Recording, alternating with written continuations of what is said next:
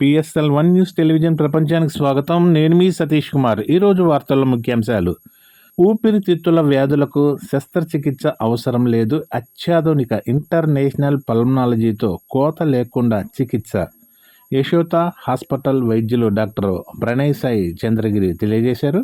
ఊపిరితిత్తుల క్యాన్సర్, శ్వాసనాళాల అవరోధం, ఊపిరితిత్తులలో నీరు, దీర్ఘకాలిక దగ్గు, రక్తంతో దగ్గు, తీవ్రమైన శ్వాసకోశ వంటి సమస్యల నిర్ధారణ, చికిత్స కోసం గతంలో చాలాసార్లు పెద్ద శస్త్రచికిత్సలు అవసరమయ్యేవని, ఇప్పుడు అత్యాధునిక సాంకేతిక అభివృద్ధితో ఇంటర్నేషనల్ పల్మనాలజీ ద్వారా శరీరాన్ని పెద్దగా కోయకుండా అత్యల్ప ఘాట్లతో అనేక క్లిష్టమైన ఊపిరితిత్తుల వ్యాధుల గురించి సమర్థవంతంగా చికిత్స చేయటం సాధ్యమవుతుందని హైదరాబాద్ మలక్పేట యశోద హాస్పిటల్ వైద్యులు డాక్టర్ ప్రణయ్ సాయి చంద్రగిరి పేర్కొన్నారు.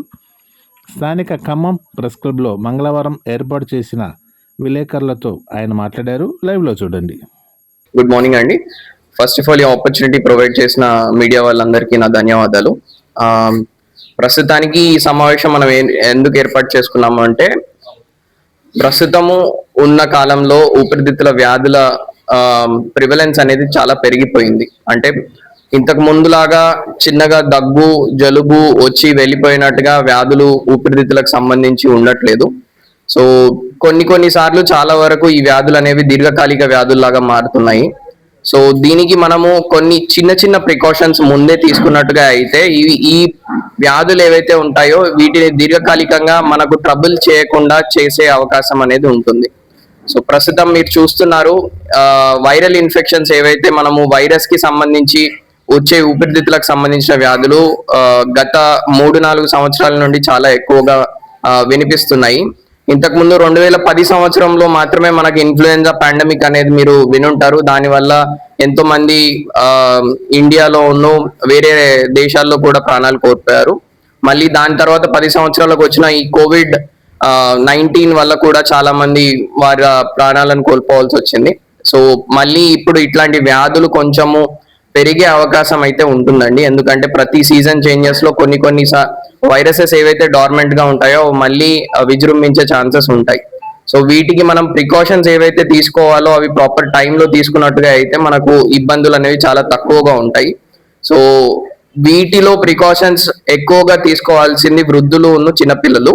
సో ఇమ్యూనిటీ, దీంతో పాటు దీర్ఘకాలిక రోగాలు ఏవైతే ఉన్నాయో, గుండెకి సంబంధించిన రోగాలు కానీ, ఊపిరితిత్తులకు సంబంధించిన రోగాలు కానీ, కిడ్నీకి, లివర్ కి సంబంధించిన రోగాలు కానీ, ఇట్లాంటి వాళ్ళు ఎవరైతే పేషెంట్స్ ఉంటారో వారికి త్వరగా అటాక్ అయ్యి ఎక్కువగా సీరియస్ అయ్యే ఛాన్సెస్ ఉంటాయి. సో ఇట్లాంటి వాళ్ళు ప్రికాషన్స్ అనేవి అంటే మాస్క్ రూపంలో కానీ, వారి పర్సనల్ హైజీన్ అంటే చేతులు పరిసరాలు పరిశుభ్రంగా ఉంచుకొని ఆహారం ఏదైతే ఉందో అది టైం టు టైం తీసుకుంటూ పౌష్టికాహారం తీసుకున్నట్టుగా అయితే ఈ వ్యాధులను చాలా వరకు మనం ప్రివెంట్ చేయొచ్చు. సెకండ్ థింగ్ ఏంటంటే, దీర్ఘకాలిక వ్యాధులు ఉన్న వాళ్ళకి వ్యాక్సినేషన్స్ అనేవి మనకు అవైలబుల్ గా ఉన్నాయి. సో ఊపిరితిత్తులకు సంబంధించిన వ్యాధులే కాదండి, మిగతావి చాలా వరకు మెదడు వాపుకు సంబంధించిన వ్యాధులు, లేదు అంటే మెదడుకు సంబంధించిన వ్యాధులకు కూడా మన దగ్గర వ్యాక్సినేషన్స్ అనేవి ఉన్నాయి. దీంట్లో ప్రైమరీగా ఇన్ఫ్లుయెంజా వ్యాక్సిన్, న్యూమోకోకల్ వ్యాక్సిన్ అనేది ఊపిరితిత్తుల్లో ఇన్ఫెక్షన్స్ తరచుగా రాకుండా చాలా వరకు ఈ దీర్ఘకాలిక వ్యాధులతో బాధపడుతున్న పేషెంట్స్ కి చాలా బెనిఫిట్స్ చేస్తుందని ఆల్రెడీ ప్రూవ్ అయింది. సో ఇలా దీర్ఘకాలిక వ్యాధులు ఉన్న వారు ఈ వ్యాక్సిన్స్ అనేవి తీసుకోవడం వల్ల వారికి ఈ వ్యాధులు ప్రాణాంతకంగా మారకుండా మనం మార్చుకోవచ్చు. సెకండ్ థింగ్ ఏంటంటే, ఇప్పుడున్న ప్రపంచంలో ఇన్ఫెక్షియస్ డిసీజెస్ అంటే ఒకరి నుండి ఒకరికి స్ప్రెడ్ అయ్యే డిసీజెస్ చాలా ఎక్కువ అవుతున్నాయి. దాంట్లో ఇండియాలో టీబీ అనేది పెద్ద భూతంగా తయారైంది. సో ఈ భూతాన్ని తరిమి కొట్టడానికి మన గవర్నమెంట్ చాలా ప్రికాషన్స్ అనేవి తీసుకుంది, ట్రీట్మెంట్ ఆప్షన్స్ అనేవి కూడా చాలా వరకు ఇస్తుంది. కానీ at any point of time మనకు డయాగ్నోసిస్ అనేది వస్తేనే మనం ట్రీట్మెంట్ అనేది ఇవ్వగలం. సో టీబీ లక్షణాలు తెలిస్తే మాత్రమే కాదు, టీబీ అనేది ఉందా లేదా అనేది కూడా పేషెంట్స్ లో తెలుసుకోవాల్సిన అవసరం ఉంటుంది. సో దానికోసమే మనం ఎక్కువగా ఈ పల్మనాలజీలో ఇంటర్వెన్షన్స్ ఎక్కువగా చేస్తూ ఉంటాము. దీంట్లో సింపుల్ తెమడ పరీక్ష నుండి కాంప్లెక్స్ లోపల ఇబ్బందులు ఏమైనా టీబీ వల్ల ఏదైనా పాడైపోయినట్టు ఊపిరితిత్తులో కానీ ఊపిరితిత్తులో శ్వాసనాళం కానీ ఏమైనా పాడైపోయినట్టుగా ఉంటే దాన్ని రిపేర్ చేసే అవకాశం ఉంటుంది. అది కూడా ఎప్పుడు ఇనీషియల్ డిసీజ్ స్టేజెస్ లోనే ఉంటుందండి. డిసీజ్ ప్రోగ్రెస్ అవుతూ ఉంటే ఈ ఆప్షన్స్ అనేవి మనకు ఉండవు. ఇంతకు ముందు మనము టీబీ వచ్చింది అంటే ఒకవేళ ఊపిరితిత్తు పాడైపోయింది అంటే ఓపెన్ సర్జరీస్ చేసుకుని దాన్ని రిపేర్ చేసుకోవాల్సిన అవసరం ఉండేది. కానీ ఇప్పుడు ఉన్న బ్రాంకోస్కోపిక్ ప్రొసీజర్స్ వల్ల త్వరగా దాన్ని డయాగ్నైజ్ చేయడము, దాంతో ట్రీట్మెంట్ అనేది మనకు పేషెంట్ కి ఎక్కువగా ఇబ్బంది లేకుండా చేయడం అనేది చేసుకోవచ్చు. ఇవి కాకుండా నాన్ కమ్యూనికబుల్ డిసీజెస్ లో ఎప్పుడైనా కానీ క్యాన్సర్స్ అనేవి ఫస్ట్ గా వస్తాయి. సో స్మోకింగ్ అనేది ప్రప్రథమంగా మనకు ఉన్న రిస్క్ ఫ్యాక్టర్ క్యాన్సర్ రావడానికి. అది కాకుండా ఇండియన్ పాపులేషన్ లో ఏదైతే ఈ డొమెస్టిక్ స్మోక్ ఉంటుందో, అంటే పుల్లల పొయ్యిలో కానీ మామూలు కర్రల పొయ్యిలో కానీ మనము ఏదైనా కుకింగ్ చేస్తే మనకు క్యాన్సర్స్ వచ్చే ఛాన్సెస్ కూడా ఎక్కువగా ఉంటాయి. సిగరెట్ తాగే వాళ్ళకంటే తక్కువగా ఉంటాయి, కానీ నార్మల్ గా ఆ పొగ పీల్చని వాళ్ళతో కంపేర్ చేస్తే పొగ పీల్చే వాళ్ళల్లో ఎక్కువగా క్యాన్సర్స్ వచ్చే అవకాశాలు ఉంటాయి. సో ఇట్లాంటి క్యాన్సర్స్ కి కూడా మనము ఇంతకు ముందు డయాగ్నోసిస్ అనేది చాలా లేట్ అయ్యేది, ఇబ్బంది అయ్యేది, మనకు అసలు ఏం చేయాలి అనేది తెలియకుండా ఉండేది. కానీ ఇట్లాంటి వాటిలలో కూడా ఊపిరితిత్తులలో ఏదైనా ప్రమాదము అండ్ క్యాన్సర్ లాంటి ఇబ్బందులు ఏమైనా ఇనీషియల్ స్టేజెస్ లోనే తెలుసుకునే ఛాన్సెస్ ఉన్నాయి. సిటీ అనేది మనకు ప్రైమరీ ఆప్షన్ ఉంటుంది. దాంట్లో ఒకవేళ ఇబ్బంది ఏమైనా తెలుసుకుంటే దాని సైజ్ ని బట్టి వెంటనే మనము అదేంటి అనేది పసిగడితే దానికి ట్రీట్మెంట్ అనేది క్యూరేటివ్ వేలో వెళ్ళొచ్చు. మామూలుగా క్యాన్సర్స్ ఒకవేళ స్టేజ్ 4 వరకు వెళ్ళిపోయాయి అంటే దానికి పూర్తి క్యూర్ ఉండదండి. ఓన్లీ టెంపరీగా పేషెంట్ లైఫ్ ని ప్రొలాంగ్ చేయడానికి మాత్రమే మనం మెడిసిన్స్ యూజ్ చేసుకోవచ్చు. కానీ bronchoscopic modalities and higher city and pet modalities వల్ల మనకి ఏం తెలిసింది అంటే స్టేజ్ 1, 2లో ఉన్న క్యాన్సర్స్ ని కూడా మనం డిటెక్ట్ చేయొచ్చు. డిటెక్ట్ చేసి దానికి తగ్గట్టుగా మనం ట్రీట్మెంట్ అనేది ఇచ్చుకోవచ్చు.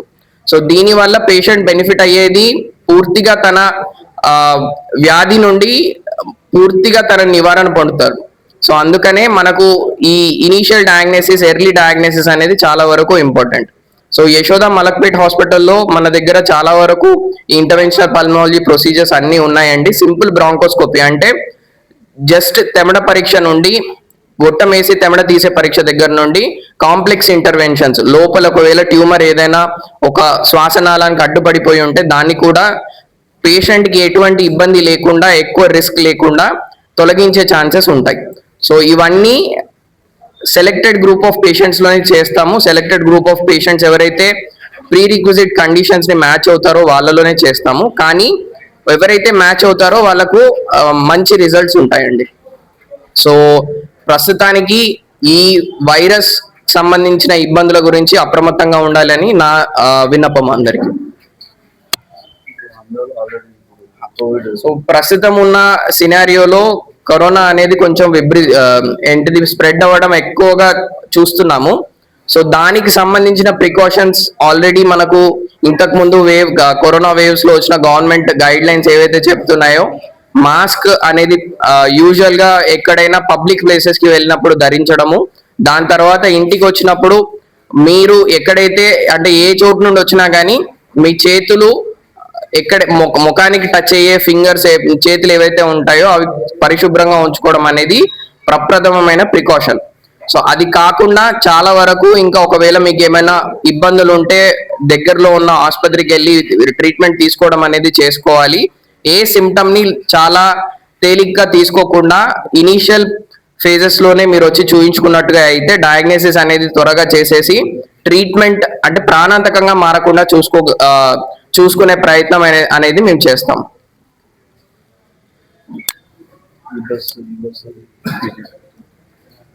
ప్రస్తుతానికి మా దగ్గర ఉన్న దాని తర్వాత ఫ్లోరోస్కోపిక్ గైడెడ్ లంగ్ బయోప్సీస్, క్రయో లంగ్ బయోప్సీస్, క్రయోథెరపీస్ అనేవి అవైలబుల్ గా ఉన్నాయి. సో ఒక్కొక్క మొడాలిటీ ఒక్కొక్క రకమైన వ్యాధిని పసిగట్టడానికి మనకు హెల్ప్ చేస్తుంది. సో దీంట్లో చాలా అడ్వాన్స్డ్ ప్రొసీజర్ లో మనం అల్ట్రాసౌండ్ కూడా యూజ్ చేసి చాలా సన్నటి నీడిల్తో ఎక్కువ రక్తస్రావం కాకుండా లోపల నుండి శాంపిల్ తీసుకొని వ్యాధిని ఏదనేది పసిగట్టే అవకాశం ఉంటుంది. బ్రాంకోస్కోపీ అంటే ఎండోస్కోపీ లాగా ఇప్పుడు నోటికి వెళ్ళి ఎండోస్కోపీ చేస్తాం కదా, అలానే బ్రాంకోస్కోపీ ద్వారా మన లంగ్ లోపల ఫారెన్ బాడీ కూడా మన రీసెంట్ గా మన దగ్గర లోపల విజిల్ మింగ్ కదా బాబు, విజిల్ మింగ్ దాన్ని కూడా బ్రాంకోస్కోపీ చెప్తుంది. సో ప్రస్తుతము బ్రాంకోస్కోపీ అనేది ఓన్లీ డయాగ్నోస్టిక్ మొడాలిటీ కాదు, అంటే డిసీజ్ ఏది ఉంది అనేది తెలుసుకునే మొడాలిటీ ఒకటే కాదండి, లోపల ఇబ్బందిని తొలగించే మొడాలిటీ లాగా కూడా యూజ్ చేస్తాము. దాంట్లో ఇట్లాంటిది ఒకవేళ చిన్న చిన్న పిల్లలు ఎవరైనా కాయిన్స్ కానీ ఏమైనా పిన్స్ కానీ లేదంటే మామూలుగా ఈ పల్లీలు చిన్న చిన్న ఏంటిది చింతగింజలు ఇట్లాంటివి ఏమైనా మింగినా కానీ మనము ఊపిరితిత్తుల్లో ఒకవేళ అది ఎక్కడైనా లాడ్జ్ అయి ఉంటే ఈ బ్రాంకోస్కోపీ మొడాలిటీ వల్ల దాన్ని అక్కడి నుండి తీసి మళ్ళీ యథావిధిగా గాలి ఎలా అయితే చేరుకోగలదో ఊపిరితిత్తుకు అలా చేయగలము. సో ఇది మైనర్ సర్జికల్ ప్రొసీజర్. కొన్ని బ్రాంకోస్కోపీస్ సింపుల్ గా ఏంటి, పేషెంట్ కాన్షియస్ లో ఉన్నప్పుడే జస్ట్ స్కోప్ ఎక్కడ వెళ్తుందో అంటే ఆ గొట్టం ఎక్కడ వెళ్తుందో అక్కడి వరకు మాత్రమే మత్తి ఇచ్చి చేస్తాము, మిగతావి పేషెంట్ ని పూర్తి మత్తులోకి తీసుకొని వెళ్ళి చేస్తాము. సో ఇవి మైనర్ సర్జికల్ ప్రొసీజర్స్ అండి. మేజర్ సర్జరీస్ కంటే రిస్క్ చాలా తక్కువగా ఉంటుంది అండ్ పేషెంట్ కి కంఫర్ట్ చాలా ఎక్కువగా ఉంటుంది, త్వరగా హాస్పిటల్ నుంచి డిశ్చార్జ్ అయ్యే ఛాన్సెస్ ఎక్కువగా ఉంటాయి. ప్రస్తుతం ఉన్న సినారియోలో పెద్ద మత్తు ఇచ్చిన పేషెంట్స్ ని పొద్దున ప్రొసీజర్ చేసిన తర్వాత మత్తులో నుండి బయటికి రాగానే ఒక 2 గంటల అబ్జర్వేషన్ లో పెట్టి డిశ్చార్జ్ చేసే ఛాన్సెస్ ఉంటాయి, సేమ్ డే లో అయిపోతుంది. ఖర్చుకు మీ లోపల ఉన్న ఇబ్బందిని బట్టి ఖర్చు ఉంటుంది అండి, ప్రతి ఒక్కరికి ఒకటేలాగా ఖర్చు వర్తిస్తుందని ఏమి ఉండదు.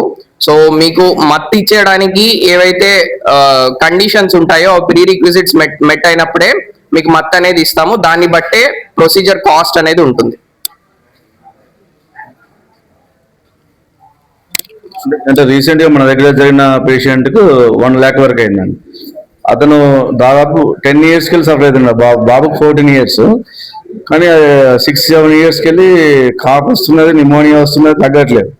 అది ఏంటి ఎక్కడ ఐడెంటిఫై చేయలేదు, అంటే ఎక్సెల్ తెలియదు. మన దగ్గరికి వచ్చినప్పుడు ఏమైందంటే డాక్టర్ కొన్ని క్వశ్చన్లు అడిగింది, చిన్నప్పుడు తీసుకున్నాడు అంటే అప్పుడు ఆ పేషెంట్ చెప్పారు చిన్నప్పుడు ఒక విజిల్ ఏదో ఉంది కదా అది పోయిందని చెప్పారు. అప్పుడే అంటే మళ్ళీ మనం అన్ని టెస్ట్లు చేస్తే ఆ విజిల్ లంగ్ లోపల ఉన్నది, అప్పుడు అది విజిల్ తీస్తే అట్లా అది బ్రాంకోస్కోపీ. సార్ చెప్పింది అంటే బ్రాంకోస్కోపీ ద్వారా ఓపెన్ చేయకుండా మన ఎండోస్కోపీ ద్వారా చేస్తామంట అలాంటి ప్రొసీజర్. అలాంటి మన దగ్గర లేటెస్ట్ టెక్నాలజీ చాలా ఉన్నాయి, అంటే అడ్వాన్స్ టెక్నాలజీ ఉన్నాయి మొలక్యులర్ అని చెప్పడానికి సార్ ఇట్లా. థ్యాంక్ యూ అండి, థ్యాంక్ యూ. సో ప్రస్తుతానికి ఖమ్మంలో కూడా మేము మా సర్వీసెస్ అనేవి ప్రొవైడ్ చేస్తున్నాము. సో నెలకొకసారి ఖమ్మంలో మా క్లినిక్ లో సర్వీసెస్ అనేది మేము ప్రొవైడ్ చేస్తాము. సో ప్రతి నెల మొదటి గురువారము ఖమ్మం క్లినిక్ లో మేము అవైలబుల్ గా ఉంటాము. ప్రస్తుతానికి అంటే పల్మనాలజిస్ట్ గా నేను అవైలబుల్ గా ఉంటాను. సో ఎటువంటి ఇబ్బందులు ఒకవేళ ఏమైనా ఉన్నా కానీ నాకు వచ్చి ఒపీనియన్ అనేది మీరు ఆ రోజు తీసుకోవచ్చు.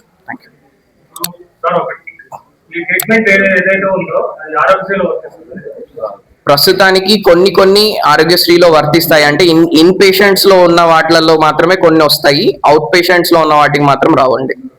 ప్రొసీజర్స్ ఏవైతే ఈ బ్రాంకోస్కోపీ థొరకోస్కోపీ లాంటి ప్రొసీజర్స్ ఏవైతే ఉన్నాయో అవి ఇంకా ఆరోగ్యశ్రీలో కంప్లీట్ గా ఇంక్లూడ్ చేయలేదు. సో మనకు ఈహెచ్ఎస్ ఇదేదైతే ఇప్పుడు ఈ రిఫార్మ్స్ తయారవుతున్నాయో దాంట్లో ఏమన్నా ఇంక్లూడ్ చేస్తే మేము పేషెంట్ ఎంక్వైరీని బట్టి మేము క్లారిఫై చేస్తూ ఉంటాం. థ్యాంక్ యూ అండి, కరెంట్ లేదు చాలా. Thank you.